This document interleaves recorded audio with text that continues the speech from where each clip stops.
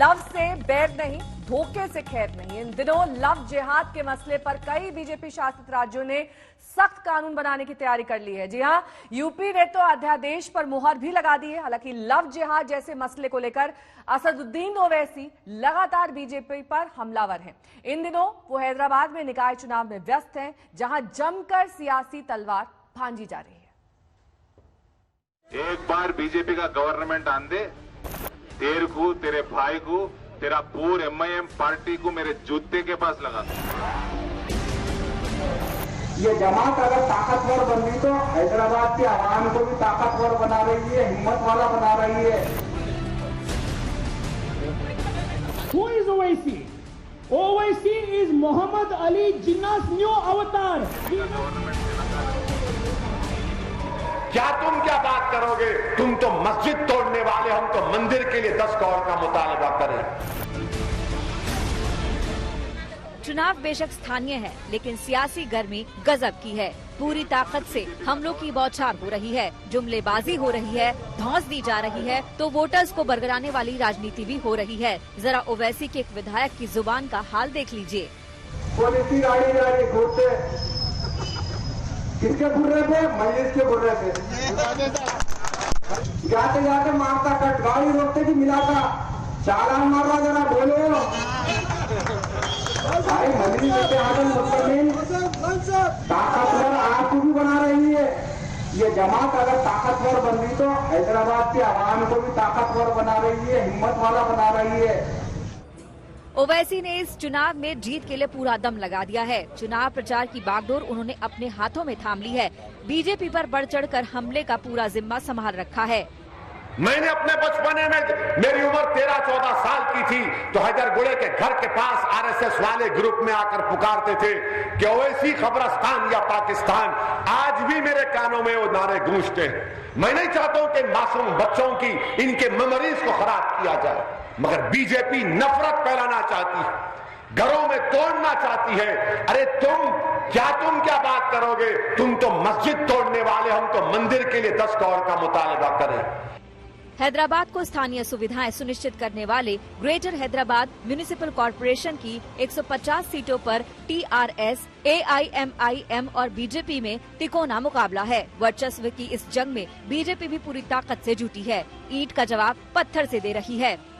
एक बार बीजेपी का गवर्नमेंट आन दे, तेरे को, तेरे भाई को, तेरा पूरे एमआईएम पार्टी को मेरे जूते के पास लगा दो, मेरे जूते के नीचे लगा दो, समझा? एक बार बीजेपी का गवर्नमेंट तेलंगाना में आन दे, तेरी जिंदगी भर मेरी जूती के नीचे गुजरता। टीआरएस के सामने एंटी इनकम्बेंसी से जूझने की चुनौती है, तो बिहार में कामयाबी के बाद ओवैसी की कदमों की रफ्तार बढ़ती दिख रही है। बीजेपी तेलंगाना में पहली बार सरकार बनाने की कोशिशों में जुटी है और इसके लिए ग्रेटर हैदराबाद म्युनिसिपल कॉरपोरेशन में अच्छा प्रदर्शन संजीवनी से कम नहीं होगा। हैदराबाद से आशीष पांडे के साथ ब्यूरो रिपोर्ट, आज तक। लव जिहाद जैसे आरोपों पर अक्सर नाराजगी जाहिर करने वाले ओवैसी का चुनावी रण तो आपने देख लिया। अब आपको बताते हैं कि कैसे यूपी में प्यार का झांसा देकर धर्मांतरण कराने वालों के खिलाफ सख्ती शुरू हो गई है। उत्तर प्रदेश की योगी सरकार एक अध्यादेश लेकर आई है। उस अध्यादेश में लव जिहाद की कोई चर्चा नहीं है, लेकिन उसके प्रावधान बता रहे हैं कि यूपी में लव जिहाद का खेल करने वालों के दिन अब खत्म होने जा रहे हैं। पहले से मेरी चेतावनी, अगर वे सुधरे नहीं तो राम नाम सत्य है की यात्रा निकलने वाली है।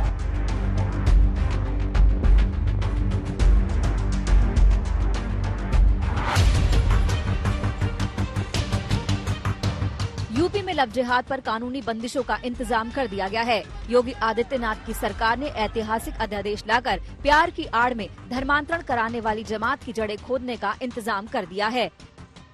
नए कानून के तहत झूठ बोल बलपूर्वक और कपटपूर्ण तरीके से किया गया या कराया गया धर्म परिवर्तन अपराध की श्रेणी में आएगा। स्वेच्छा से धर्म परिवर्तन करने के लिए जिला मजिस्ट्रेट के सामने घोषणा करनी होगी कि बिना किसी लालच और बहकावे में आए वो व्यक्ति धर्म परिवर्तन कर रहा है। अध्यादेश में ये भी प्रावधान किया गया है कि घोषणा के 2 महीने बाद ही धर्म परिवर्तन हो सकेगा। इसका उल्लंघन हुआ तो 6 महीने से लेकर 3 साल तक की सजा और 10,000 रुपए तक का जुर्माना हो सकता है। सिर्फ शादी के लिए अगर धर्म परिवर्तन किया गया तो ये मान्य नहीं होगा। इस कानून का उल्लंघन करने पर 1 साल से 5 साल की सजा और 15,000 रुपए तक का जुर्माना हो सकता है। अगर किसी नाबालिग या दलित या आदिवासी महिला का जबरन धर्मांतरण करने की कोशिश की गई तो ये सजा 3 साल से 10 साल और 25,000 रुपए तक जुर्माना हो सकता है। वहीं सामूहिक धर्मांतरण पर भी 3 साल से 10 साल तक की सजा हो सकती है और जुर्माने की राशि 50,000 तक हो सकती है। आए दिन लॉ एंड ऑर्डर के लिए समस्या खड़ी हो रही थी। हमारी सरकार ने निर्णय लिया है कि जबरन धर्म परिवर्तन केवल शादी के लिए अब संभव नहीं होगा। यदि कोई कानून तोड़ेगा उसके खिलाफ हम कड़ी कार्रवाई करेंगे। 10 वर्ष की सजा का प्रावधान किया गया है। यदि आपको धर्म परिवर्तन करना है, शादी करनी है, तो इसके लिए आपको 2 महीना पहले जिलाधिकारी को सूचना देनी होगी। अध्यादेश के जरिए योगी सरकार ने एक तीर से 2 शिकार किए हैं। योगी सरकार के अध्यादेश में कहीं लव जिहाद का नाम नहीं है, लेकिन प्यार और शादी के नाम पर झांसा देकर धर्मांतरण पर कड़ी कार्रवाई उसी की ओर इशारा करती है। दूसरा ये कि मिशनरियों के सामूहिक धर्मांतरण पर भी नकेल कस सकती है, क्योंकि इसमें संस्थाओं को भी सजा देने का प्रावधान किया गया है। जहां विशेष तौर से हिंदू लड़कियों का बहुत उत्पीड़न और शोषण हो रहा था और उसके कारण कानून व्यवस्था की समस्या भी खड़ी हो रही थी, तो सरकार की मंशा स्पष्ट है कि सख्त कानून, कठोर कार्रवाई और इस प्रकार की घटनाओं पे पूर्ण विराम, और जो इस प्रकार की घटनाओं को कहीं पर भी अंजाम देने की कोशिश करेगा उसी को लेकर के सरकार ने कदम उठाने का निर्णय लिया। लड़की के साथ दोस्ती करता है, संबंध बनाता है, धोखा देता है तो एक कानूनन जुर्म होता है, उसे कानूनन कड़ी से कड़ी सजा मिलनी चाहिए। लेकिन भारतीय जनता पार्टी, कमाल की बात, उस लड़की को न्याय दिलाने में तो कम दिलचस्पी है, लेकिन उसका राजनीतिकरण ज्यादा करना चाहती है, राजनीतिक माहौल ज्यादा बनाना चाहती है। यूपी में प्यार का झांसा देकर धर्मांतरण कराने के कई मामले सामने आते रहे हैं। योगी सरकार ने इन्हीं मामलों को अध्यादेश का आधार बनाया है, लेकिन यूपी की राजनीति से लव जिहाद की इतनी जल्दी विदाई नहीं होने वाली है। सियासत पर लव जिहाद का साया बना रहेगा। लखनऊ से शिवेंद्र श्रीवास्तव और कुमार अभिषेक के साथ ब्यूरो रिपोर्ट, आज तक।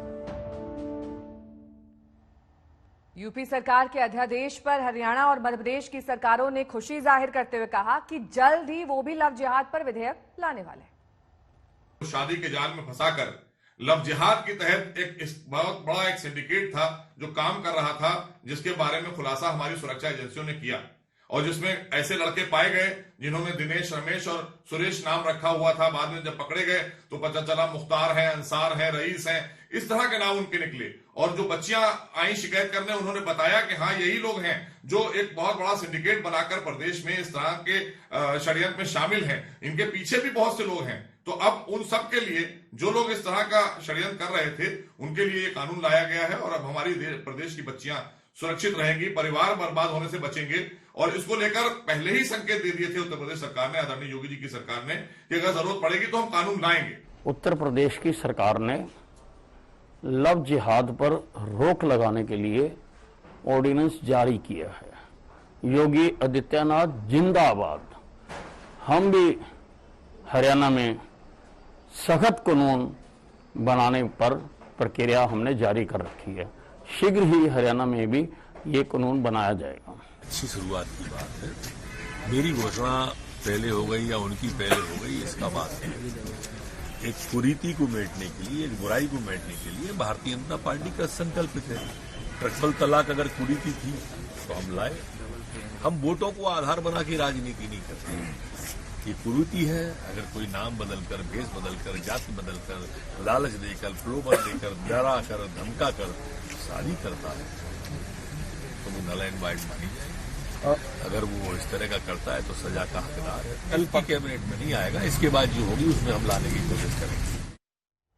और उत्तर प्रदेश में योगी सरकार ने तो अध्यादेश ला दिया है, लेकिन कई अन्य ऐसे राज्य भी हैं जो झांसा देकर और धर्म छुपाकर शादी करने और जबरन धर्मांतरण के खिलाफ कानून लाने की तैयारी कर रहे हैं।